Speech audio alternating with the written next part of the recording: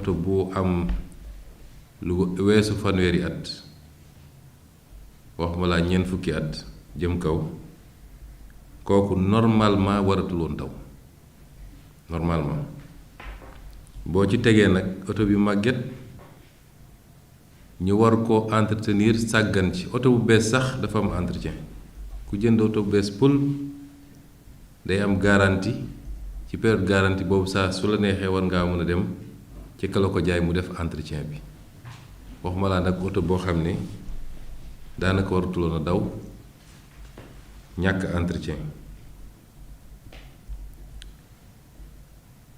entretien waaye visite technique yi doy waar man bi ma déggee ñu ne ci région yi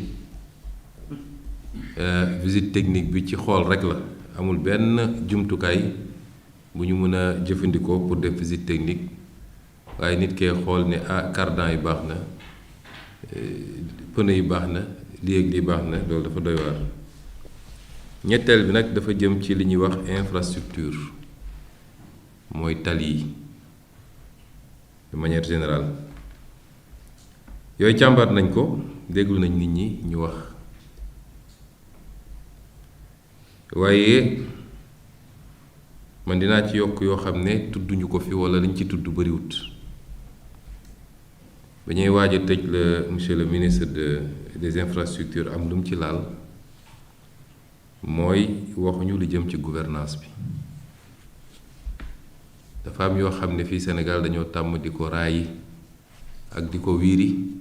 ndax boo waxee ñu ne dafa sikkal diw walla dafa sikkal kuréel sàngam waaye ñun ñépp xam nañ ni corruption bi bokk na ci cause yi mun nañ ko dugal ci facteur humain waaye bi ñuy wax facteur humain kenn tudd ci corruption mais ki waroon def visite technique xam ni pneu yi baaxul warul daw xam ni oto bi frein à main yi walla frein kii bi doxul walla lii ak lii ak lii te mu ba ko mu dem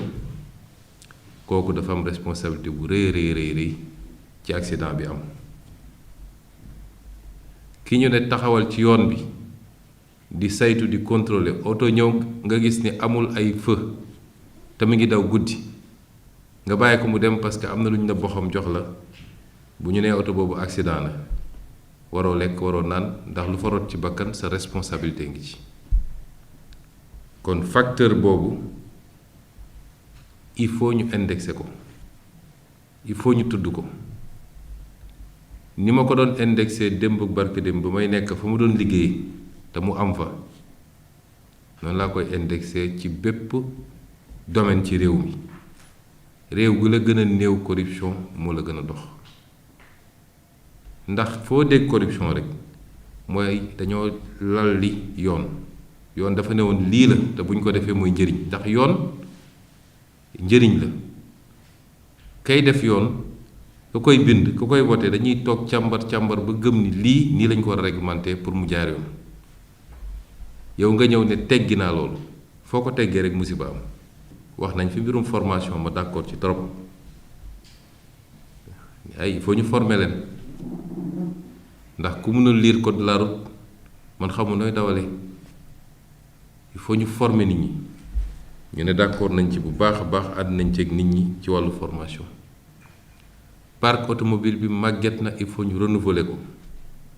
te foofu it am na fu ma ci d'accord ak ministre bi am na fu ma ci d'accordul ak moom parce que dafa am fu mbir yi di toll état day jël responsabilité ñun dañoo wax rupture réew mi nag loo yëngal ñu ne il nous menace daf ñoo bëgg a jaay lii waaye état day am fu mu toll il faut mu jël responsabilité lu ko may rek du dox bu dee bëgg-bëgg nit ñi moo war a doxal état kon loolu ça conduit à l'anarchie damay wax nag dama ci war a tënku man mii premier ministre président de la République war cee tënku keneen ak keneen war cee tënku chaque jour ma wax ko njiit ñi ñoo war a njëkk a joxe exemple kon état il faut mu jël responsabilité ci yu bëri su état demee ba gis ni parc automobile bi mënatul dem mu dem góorgóorlu ut ay moyens dem ut ay matériel def montage financier ñu def ay business plan ba xam ni lii c'est soutenable day am fu muy toll ku bëgg a def transport da ngay inscrire ci programme de renouvellement mais à un moment donné il faut dire stop ne oto bii mënatul daw Sénégal